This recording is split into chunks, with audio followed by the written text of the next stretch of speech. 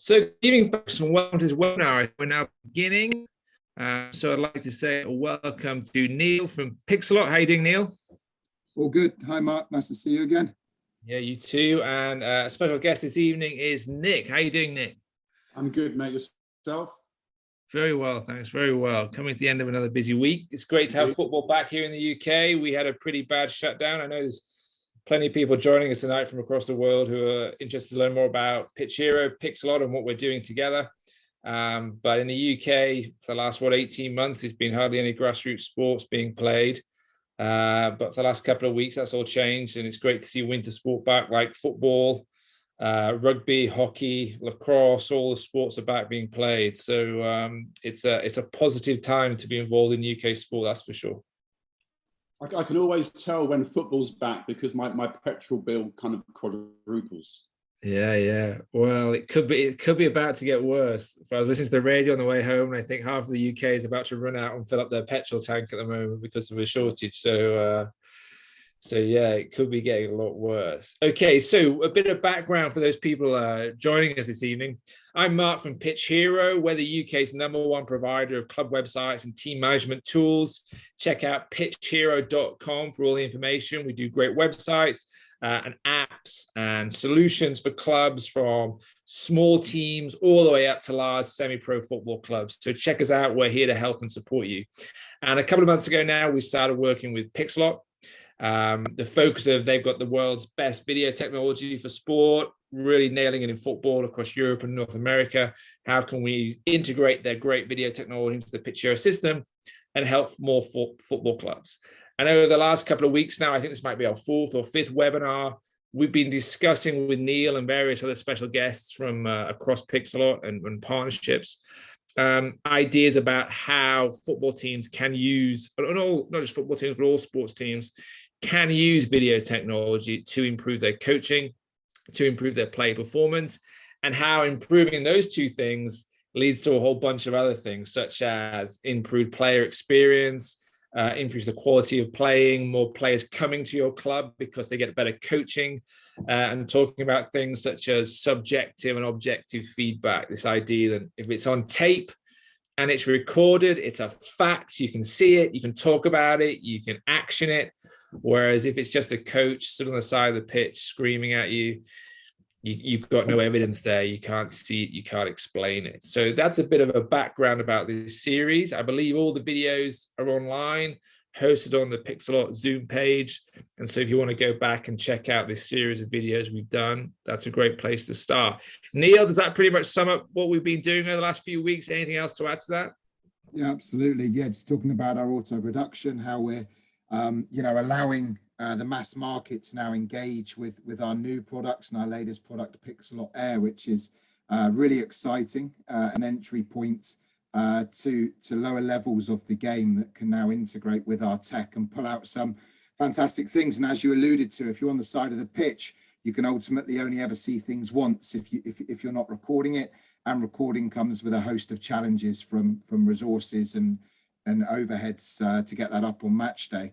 And we've forged a really nice partnership with Nick Mitham, who works under the umbrella of his company Footij, and he's been using our camera. He's been capturing games, and Nick for sure will tell us in a minute exactly what he's been doing. But yeah, it's been really good working with him, starting to capture data and just open up exactly what these teams can get out of our camera. And today's kind of webinar is all based around those data sets, that objective data, those stats, how they can be broken down, extracted, and then shared amongst players. And Nick's been working with a number of different teams at various different levels that before, the introduction of Pixellot Air, this maybe was a little bit more of a workaround. So we've streamlined a few things, we've automated a few things and made his life and hopefully their life a bit more exciting off the back of it. Yeah, it makes complete sense. So this is a good time to bring in Nick then. So we've teed it up pretty nicely there. Pixellot, world beater in video technology. They produce this small device, sits in the middle of the pitch. Don't need a volunteer. You don't need a cameraman. They have the system to capture all your video content online. And so let's bring in Nick and talk about Footij, his company, and what he's been doing. Nick, really great to meet you. give us a wee bit of background as far as obviously what you're doing and what your company does. And I'll bring up your company's website here and start sharing my screen. All righty. So I'm the founder of Footij, which is essentially a video platform for youth elite or youth footballers and semi-pros, but it's like a safe Instagram for football. Players can upload their clips, they can get rated, they can follow and find other players. So launched Footij a couple of years ago. The lockdown got slightly in the way, but prior to that I was doing a lot of work with the VO camera. And I guess I probably did about 150 different games with the VO. So became very interested in this whole field of AI cameras. But the thing that the VO couldn't give me was analytics. My background is kind of business analysis and strategy and that kind of thing, with a passion for football. So started speaking to the Pixellot guys, lots of long chats with Neil. Got my hands on an Air about, I guess, 2 months ago, Neil? Yeah, something like that, yeah. So what I've been doing for the last 2 months is essentially sort of field testing the Pixellot Air, really getting to understand the metrics and the analysis, which we'll come on to later on. And I'm currently working with 3 and soon to be 4 different teams who are not only enjoying the video capture, so me being at their matches to record the games or to get the camera to record the games, but then post-match, I'm attempting to build a framework or an analytical platform which will improve the players and ultimately the teams that I'm working for. It's phenomenal. Can you give us a name of some of those teams that you're working with? Is one Bury Town, is that right? Sure. So as Neil said, different teams, different levels. So I'm doing the most work with a team called Bury Town in East Anglia. They play in Step 4. Great team, very progressive, intelligent manager, really strong squad. So I've been working with those guys, 3 pre-season games, and then the plan is to follow Bury through the entire season, building up data sets and really getting to drill down into the players and their attributes and how they react to different formations and all that kind of stuff. So Bury Town first team is the first team I'm playing for. So I beg your pardon, working for. I wish I was playing for them. Secondly, I'm working with Bury Town's under-18 team. Now, again, really, really strong squad.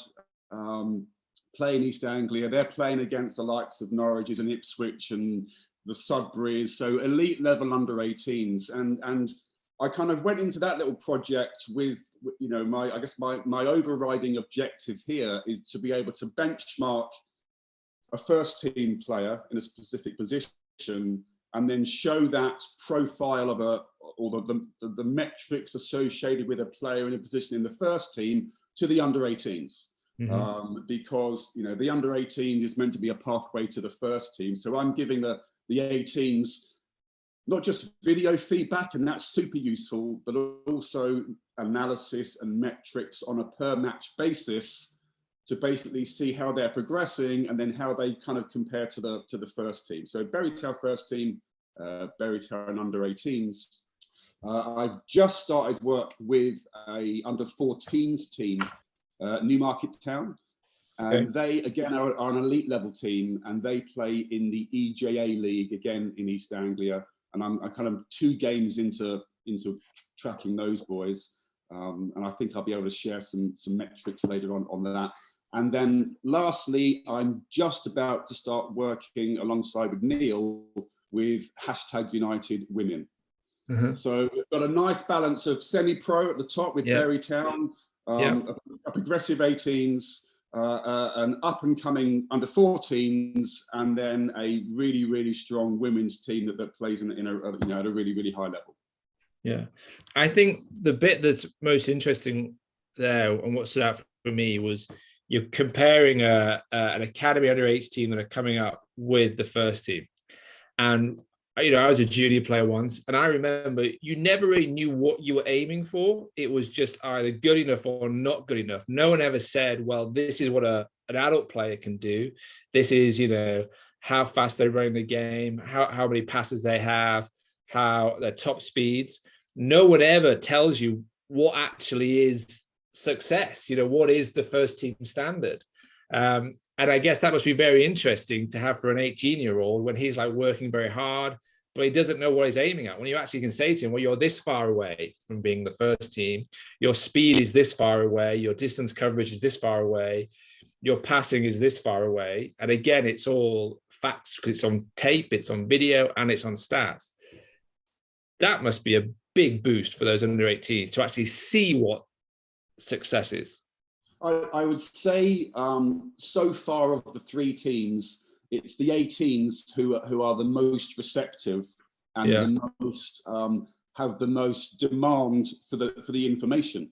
Yeah. What I'm doing via the VidSwap platform after every single game, because it happens so quickly, is I'm able to send video clips out to the specific players.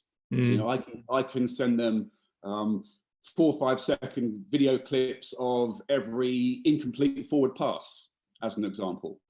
The forwards want to see their goals; they want to see their shots. So that's of great use to them. Getting that visual feedback in terms of what they're doing, super useful. And then that's also being supported with the analysis that I'm doing with the metrics and the data that I'm pulling off VidSwap. And I guess here's the key. As I use, I'm about 2 months in, with the Pixellot Air, and what I'm really finding is I'm getting the most value out of the product when I'm combining the video with the data. When I'm able to show video clips of specific situations, which might be, for the sake of argument, players shooting from too far away from the goal, which is something that's popped up in a recent match for the 14s. So I can show the coach the actual clips of the players shooting from too far out, and then support that with data points such as shot accuracy, the specific pinpoint position on the pitch where the shots are taking place. So it's not just slapping them with 15 or 16 videos. It's choosing the right videos to actually go, and complement the metrics and the data that I'm pulling out. I get it. So on the data bit, then I'll hand over to Neil here, because Neil's going to ask a few questions here on processes of data, obtaining it, and how to get it. Because I think that's the key bit that you highlight, mixing that. The last bit from me is that Pitchero is developing its own GPS unit called Pitchero GPS. Check out pitcherogps.com. And it's in its early days. Last week, we had FIFA sign off that we passed FIFA approval, but now we have to wait a couple of months till I get my shiny certificate. But we're well on the way with that. And one day we hope to be able to combine the GPS data that you talk about there with the Pixellot system. So you're getting 2 data points in one, and that'll be awesome for future users. But I'll hand over to Neil now, and we'll talk about the process of obtaining data. Yeah, thanks, Mark. So I'm just going to share my screen. Stop sharing. There you go. That might make it easier. So yes, as Nick mentioned, one of the beauties of the Pixellot Air camera that he's got is that once that game has been captured, we capture it with no touch. It's just one press of a button on a mobile app, and then we essentially upload it. It processes through the Pixellot service and deposits itself into an analytical platform, which is VidSwap. Now, the beauty of VidSwap is that it can be used in a very basic format, but it can also be used in a very advanced format. Also, the fact that the video automatically ends up here is of massive benefit to someone like Nick. He's not having to upload and download via his laptop, maybe transfer the data into different formats, which is a common theme in yesteryear. So what I've got here is the VidSwap software itself. And this is where, along with our automatic highlights that the Pixellot Air camera digests and provides back to the user, you can also go deeper into that tagging sequence. So, for example, here I've brought up shot, and all of these different attributes can be added for just one shot. So you can see here that we've got the result of the shot. Was it a goal? Was it a save? Was it wide? Was it blocked? Was it an own goal? I can select the various athletes involved. So I've got the ability for just one shot to add all of these different data points. I can tell it where it was in the goal mouth. Again, this data can be transferred over to heat maps. It can be digested in charts and forms. And Nick will show us a couple of examples of those later. And as we go down through here again, we can see, for example, the net location of that shot, and we can plot that. So we get an enormous amount of data for one particular action. And you can see all of the various other tagging points here. And if we wanted to then, once we've tagged the various pieces of data that we want to tag, we can then look at the data side of things, which is, you know, the numerical stats breakdown. And that's presented now nicely based on those tags that we've added. So for example, score, shots, set plays.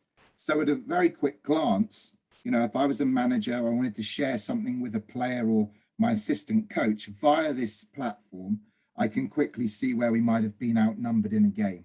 And I can also export this. And again, Nick's going to show us how he goes about exporting this data and, most importantly, presenting it in a way that players can make the most of the data. You know, we've all been there where we've done a data collection project, or we filmed something and then never done anything with the data. And then by Tuesday or Wednesday, when they've played another game or they've trained, that data almost becomes invalid.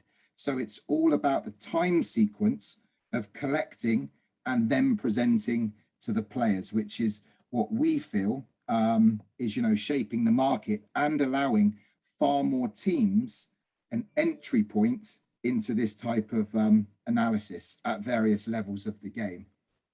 So I think it would be good if Nick now maybe explains, you know, exactly what he does with this data and how he feeds that back to his team. I think he's got a couple of examples as well. Absolutely. Just before I do that, if you can click back to the other tab that showed the match video, I'll just give you an example of what I've been doing today.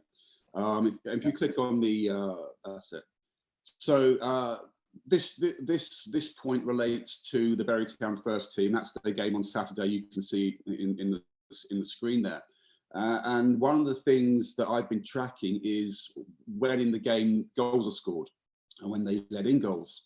And just on that kind of base data point, I discovered or you know, realized that they tend to score 3 times as many goals in the second half as the first. You know, they appear to be a second half team. Yet they actually have more shots in the first half than the second. So more shots in the first, but more goals in the second. So I've been using these specific features today to put together a presentation that is part video based and part data based.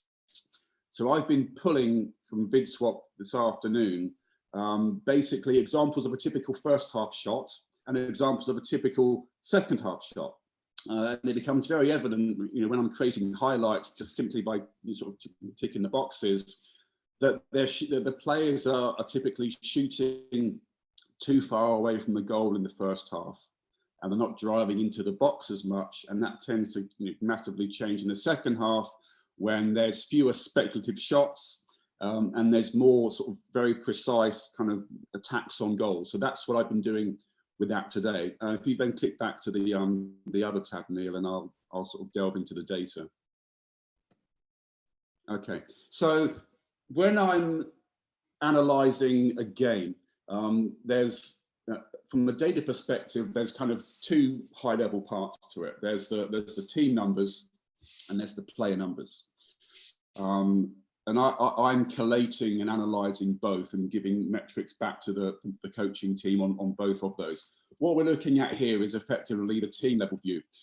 So as Neil touched on, you know, you've got shots on, you know, goal attempts, shots on goal, shot accuracies, goals to shots. So if you scroll down, Neil, I can touch on a few more. You know, number of corner kicks, first half, second half, free kicks. Just on, if you can just pause. This is quite an interesting point. So when I when I first started using the Pixellot Air and VidSwap and getting data out of the first 2 or 3 games, everything was interesting.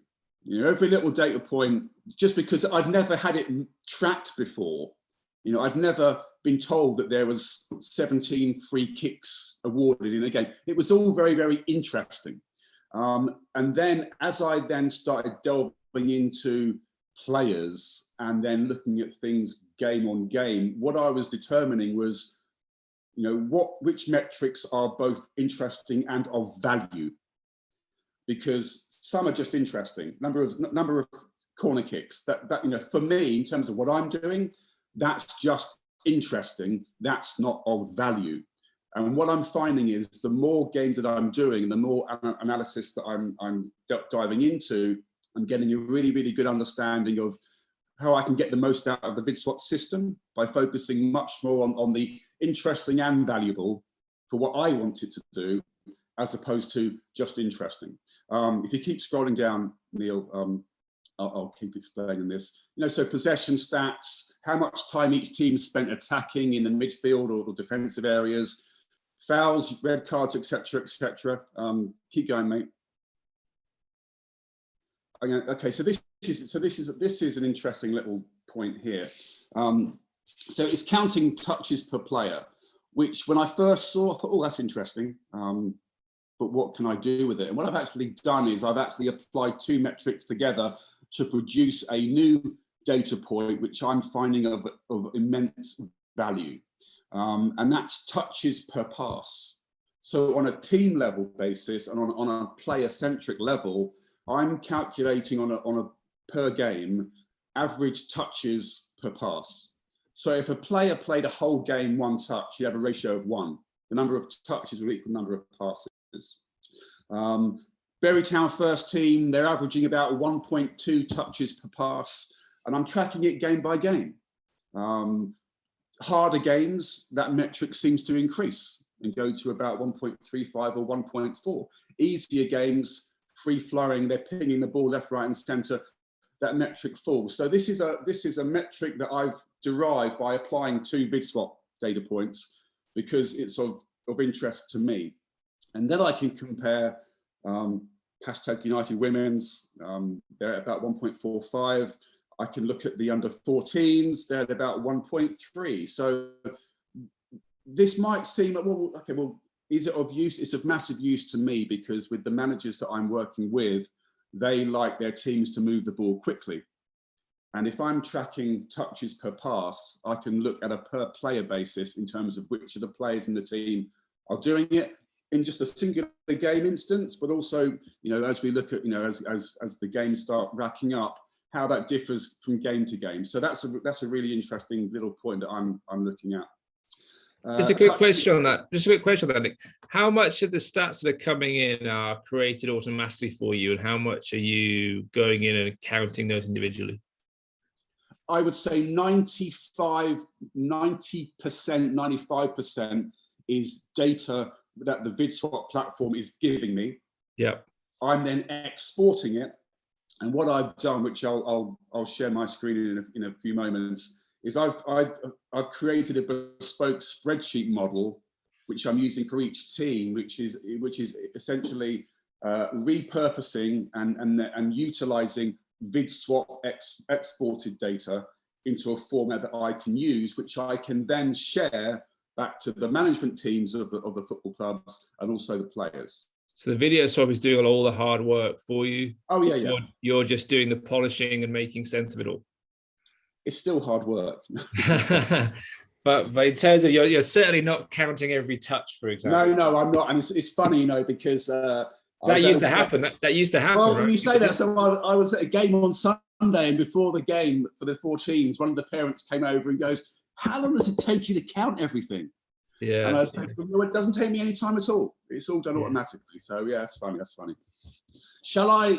Okay, let's just look at one more piece of this VidSwap data. Neil, can you click on Athlete Advanced, please? Thank you.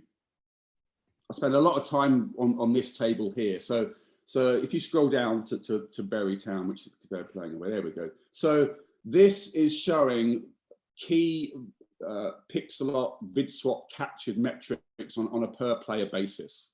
Now I won't sort of go left to right, I'll just put out some important bits here, but I can scroll down and I can see how many touches per player, where the touches were, how many tackles they did. And if you scroll to the right, then this is kind of what I kind of think is the juice of this.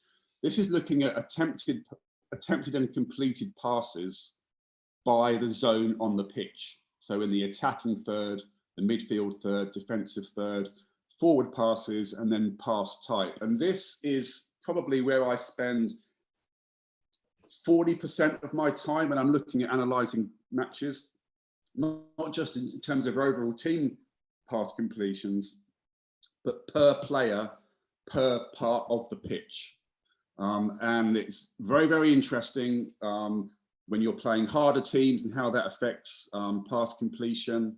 Another good example was for one of the teams, they introduced 2 new forwards, rapid wingers, speedy wingers, and the formation had to be changed to accommodate the new players because of their style of play.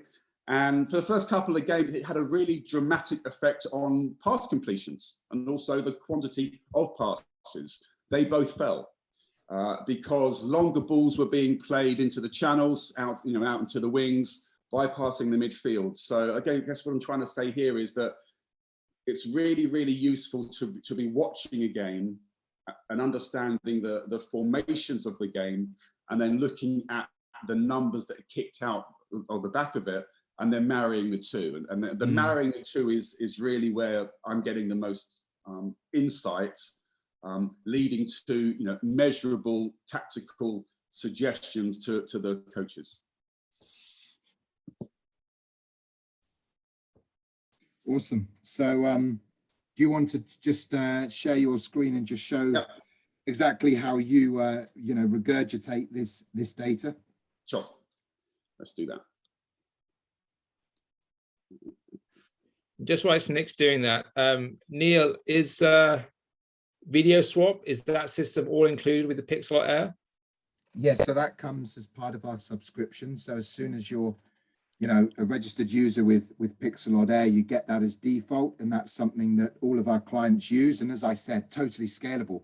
It might be that you're watching this going, well, I can never do all of this. I haven't got the knowledge or the time or even the want or the need to do it. But it might be that you might just want to be, you might be a school teacher and you might be trying to teach the children about playing in the attacking third, and you might want to just look at the attacking element, which is fun to encourage them.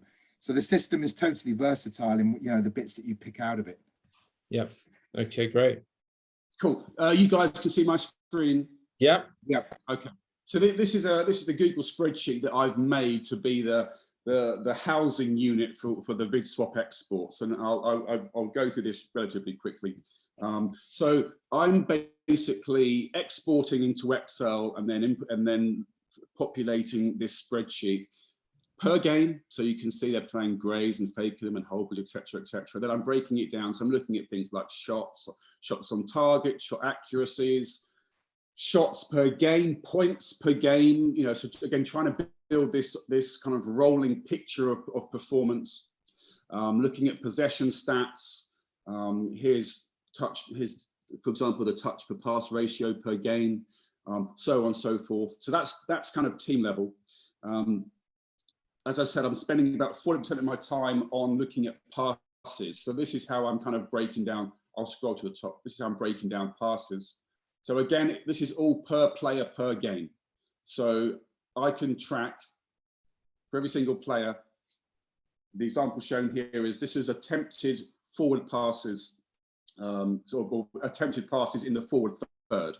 So that's attempted.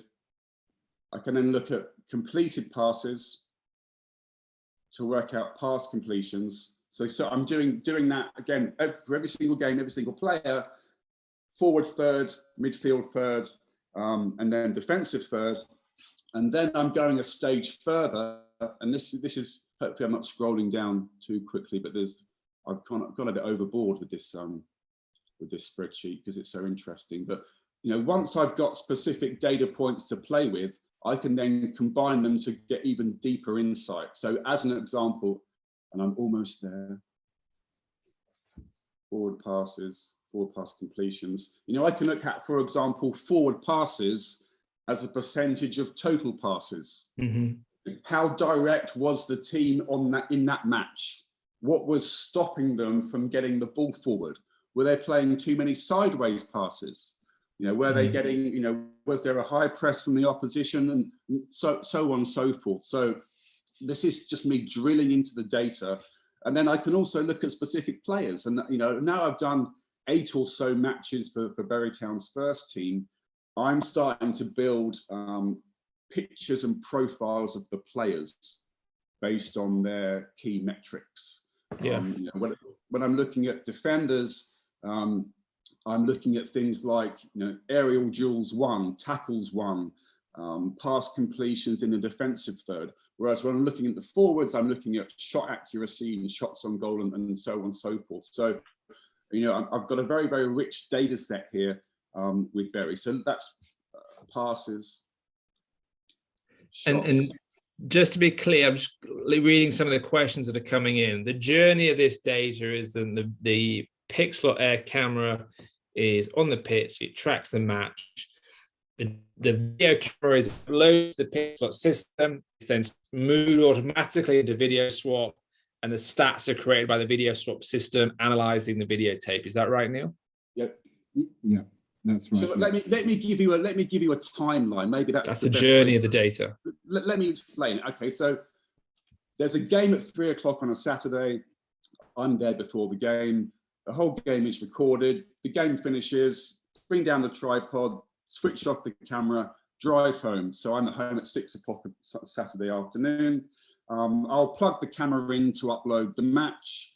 That typically takes, in order for me to get notification that the game's ready to watch, that would typically take between three and a half, 4 hours. So come 9:30, 10 o'clock on a Saturday night, the game is ready to watch. I do have a life, so I tend to wait till Sunday to actually get to it. Joke. But illustrating that, it takes about 3.5, 4 hours to get that video back. I'll wake up Sunday morning, and by that time, the metrics are already there. So once the game has been processed, I just click a button to get the game analyzed and logged. And that's typically done overnight. And I think that takes between kind of 4 to 5 hours. But in essence, for a 3 o'clock match on a Saturday, I can wake up on a Sunday morning and have the entire match tagged, the match ready to share, and all the metrics ready to export early the next morning. So it's a pretty. And that's huge value. That's a time saving. That's a huge value, isn't it? Oh well, yeah, it's fantastic, and the richness of the data that I'm getting out of VidSwap is incredible, and what I'm finding is the more I'm using it, the more use I'm getting for it. Okay, one quick question we've got in from Natalia, one for you perhaps, Neil. What's the error ratio of the stats on VidSwap? That's a good question. Well, I mean, anything's going to be open to error, so yeah, at time to time, I'm sure that Nick will also vouch that there's a couple of anomalies, and we try to keep that tolerance as low as possible naturally. And we're always working on our algorithms and our processes to avoid that and keep that number as low as possible. But in terms of an actual value, I wouldn't be able to give you that. Okay. And just another quick question. We've answered it. VidSwap's included in your Pixellot subscription. And multi-language, is it all in English at the moment, or is it other languages available? It is in English, but we are working on opening up other languages. Some of our other apps are operating in other languages right now. And also there is an iOS app available for VidSwap as well. So it's quite intuitive via the iOS iPad version especially, so you can use it on the go. Fantastic. Okay. We'll carry on, Nick. Keep showing us how you're using it. Can you see my webs? Can you see my webs presentation? No, we've still got the Excel. You still see the spreadsheet. Okay, yeah. One sec.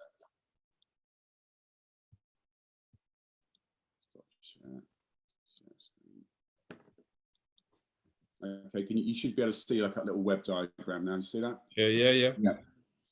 You see it now? Yes. Yep. All good. Okay, cool. So this is what I was referring to in terms of building pictures and profiles of teams and players. So this is looking at the under 14s team. I've done 2 games, and this shape, this picture or profile is the key metrics that I think are important for the team based on their first game. So I'm tracking how many goals they scored, shots on target, shot accuracy, shots on target to goals, total completed passes, pass completion, so on and so forth, with the real data at a team level from their first game. So that's a picture. But in isolation, of course, this is the first game, of course, but in isolation, it's just interesting. It's of no value. And this starts to become of super value when you actually then do the next game. And then you overlay one against the other. And you can actually see from one game to the next, what was better game on game, what was the same, and what was worse. So when you look at this one, so they scored no goals in the second game. So of course that's going to hit, obviously, metrics related to goals. But you can see things like fewer completed forward passes in the second game. They were put under more pressure. So their touches per pass increased. So this is, again, and the interesting thing with this is I'm doing this on a per player level as well.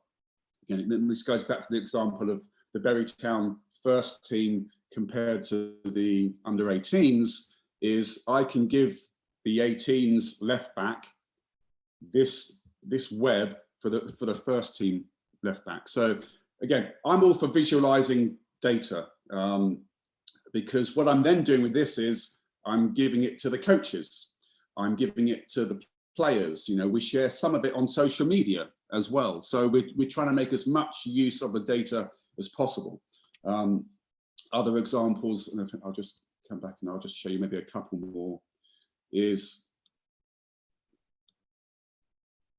passes in the attacking third per player, how many completed and how many were attempted in terms of volume, and what the completion rate was. So again, this is the sort of granularity that we can get to with then sort of taking the VidSwap data, and then I'm throwing it into my own models, and then I'm presenting it. So yeah, that's how I'm using it, guys.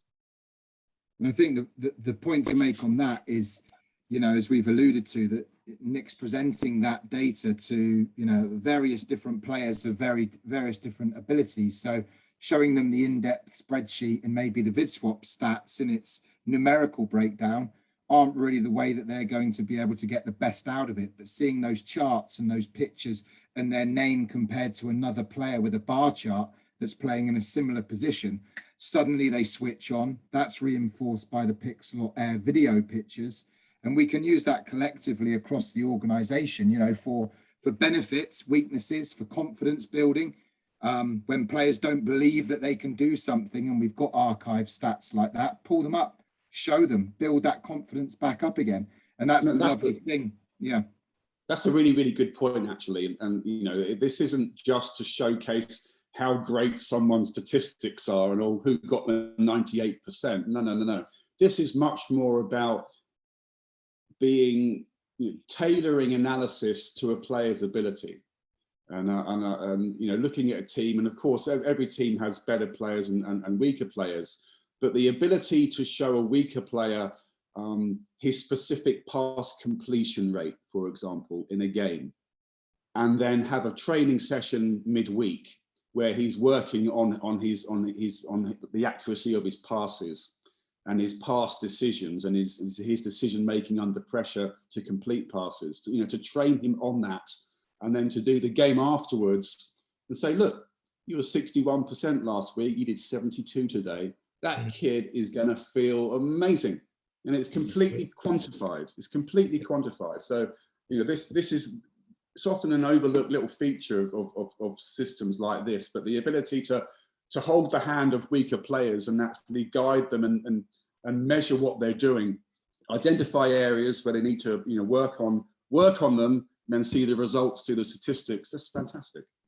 You're absolutely right. You can't improve unless you know the numbers and the metrics.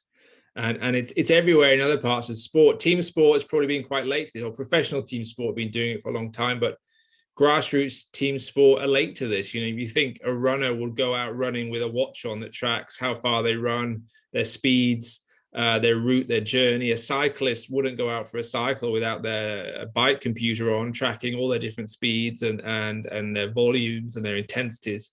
It's, you know, it's taken grassroots football, non-league football, semi-pro football a while to catch up. One of those reasons has been the cost and the complexity of it. And the pro teams have had sports science staff for a long time who are prepared to do all the tagging. I remember, you know, talking to people who would sit there and they'd have like a DVD of the game and their job would be to just tag. Now with Pixellot, with VidSwap, that stuff's, you know, long gone, and we're seeing the evolution. We're seeing the price of the cameras coming down. Neil, you can talk about that a bit.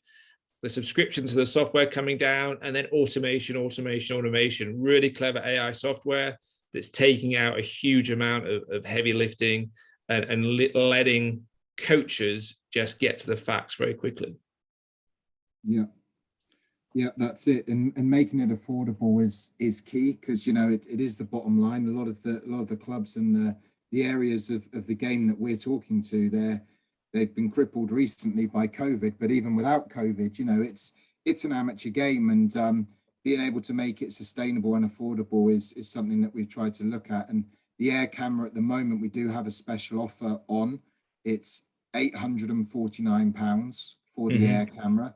And then the subscription, which is either £40 for a single team or for a multi-team, it's £70. They both include the VidSwap platform that comes with them. And it's a very simple process to bind the account. And then as soon as you film that first game, the video automatically gets deposited into VidSwap, and you get to work with it, you know, exactly how you see fit. And today we've seen some great examples from Nick, who's using it obviously in quite an advanced way, but, you know, everything's scalable from there on down. And I think another thing is, with the system, you can look at it as a kind of growth vehicle, that it may be in the first season that you're not really using its full kind of feature suite. As you get promoted, players develop, people question you more, the club evolves. You know, it's a sort of system that can facilitate that growth. And hopefully what we're seeing more and more of is it's a player-led environment. You know, the players are the ones asking the coach, requesting this type of data. And we're the ones that need to provide them with the answers, and this system can do that. Spot on. I'd just like to, as we're sort of near the end of this webinar, ask anyone if they've got any more questions, please put those forward. There's a Q&A button on the bottom of your screen. Just hit that, type it in, and I can ask it directly to Neil or to Nick. But just on the camera, someone like Bury Town, they've got those two different teams. They only need one camera, right? They don't need to invest in two. You can have one camera that could be used across multiple teams, no problem at all. So if you are a club with, you know, 3-4 teams, you divide the cost across 3 or 4 teams, and it's even more affordable, right? Yeah, that's it. You know, that's quite typical. I mean, the 18s and the first team at Bury share the same pitch, so there's never any clashes for home games. Yeah, but I know plenty of clubs where, you know, they'll have maybe one camera and they rotor it out per team. Yeah. Or they'll have a fixed location. I know Haverhill is a team close to me. They keep their VO at their home pitch, and any teams that are playing, they get recorded. So it's just how you want to use it. And then in regards to the actual player data, how does that work? It's a software, right, that's recording that. There's no GPS trackers. Pixellot. How does that data get in? You know, the touches, the running data. How does that get into VidSwap? That's from Ben. That's a question. Yeah, so that's being processed by VidSwap, but also, you know, I think the next phase of Nick's case study with Bury Town is going to be using GPS trackers, and that's something that we'll be looking to do more of, is that those APIs and creating, you know, a flow from those trackers into our video content will be probably the next phase. And I know that you guys are going to be working together with Pitchero's GPS trackers to allow that next phase of Nick's data collection to take place. That's right. And then how long is that offer? You mentioned a great offer there on the videos, the reduced price. How long does that offer last for? That's until the end of the year, actually, now. To the end of the year. Fantastic. Okay, Ben. So you've got plenty of time to make the most of that offer. Another question, which APIs tech do you use for VidSwap? I'm not sure what that means. Whether other people can import their videos into VidSwap. Not sure if you want to add a bit more to that question. Yeah, that's a good point. So, you know, that platform is totally agnostic to upload and download. So if people want to take those videos out of VidSwap and aggregate them somewhere else or create highlights, then so be it. And also, if you get video from other sources, you can also leverage that in VidSwap. And, you know, we're trying to make VidSwap that central hub for an organization. So we love it when the video comes from our cameras, and it's obviously an automatic process. But if they do have other devices out, maybe at the same time, then it can be added as well into the account. This actually happened to me about 2 weeks ago, where I bowled up at a Berrytown game. I hadn't charged the camera, which is a real schoolboy error, considering how many games I've done. I hoist the camera up, it's flashing red. I start to sweat, obviously. Fortunately, there was a student sat behind me with a camcorder, pure chance, recording the game for his GCSE studies. So he obviously became my instant best friend, but he was able to give me the memory card out of the camcorder.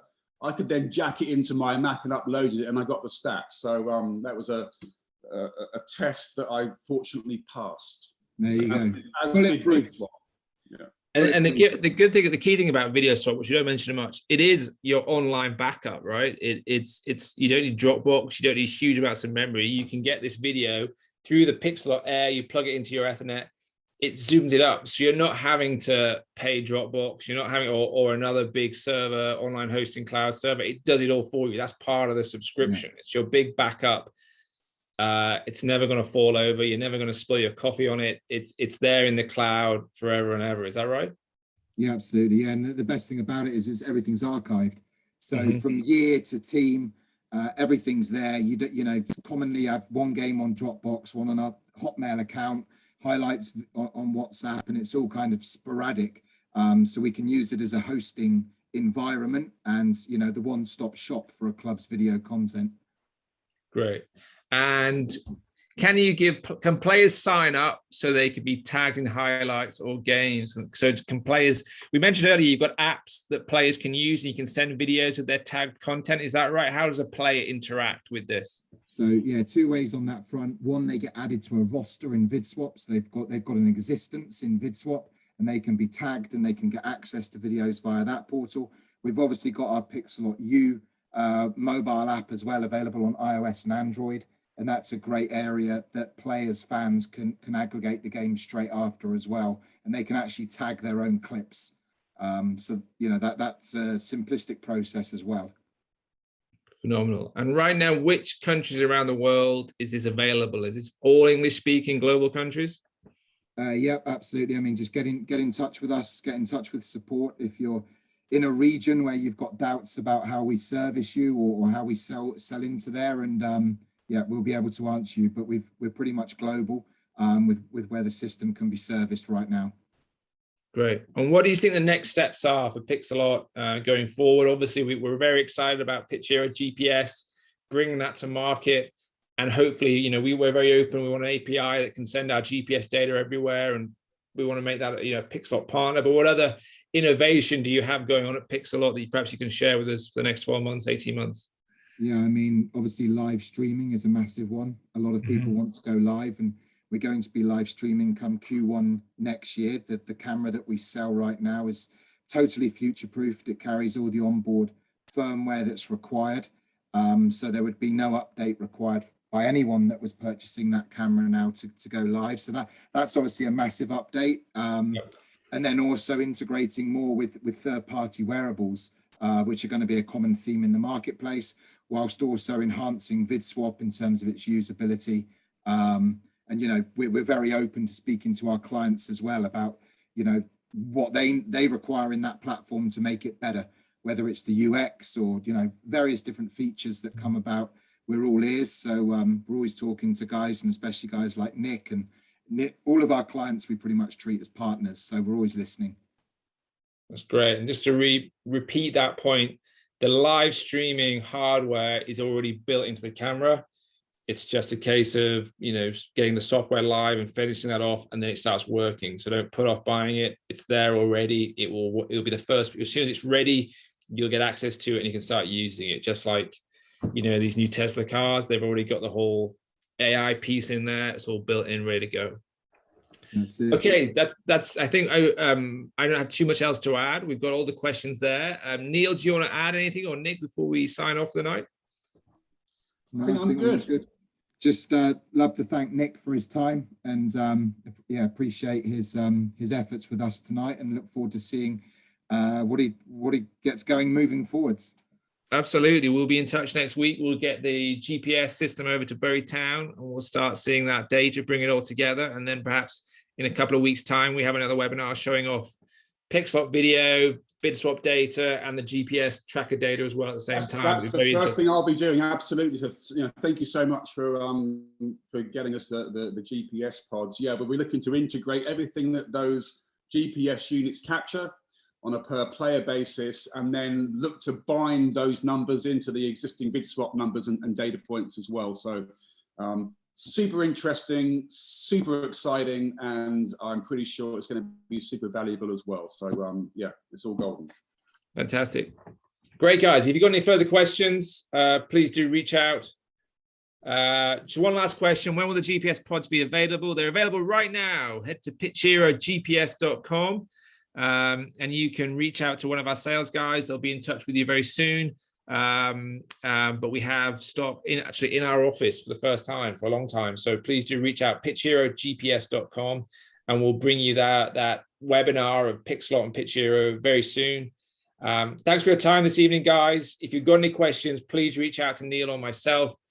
We've got lots of great staff who would love to chat to you and see how we can support and help your football clubs wherever you are in the world. So thanks for your evening, and we'll be back very soon. Good night. Adios. Good night. Cheers.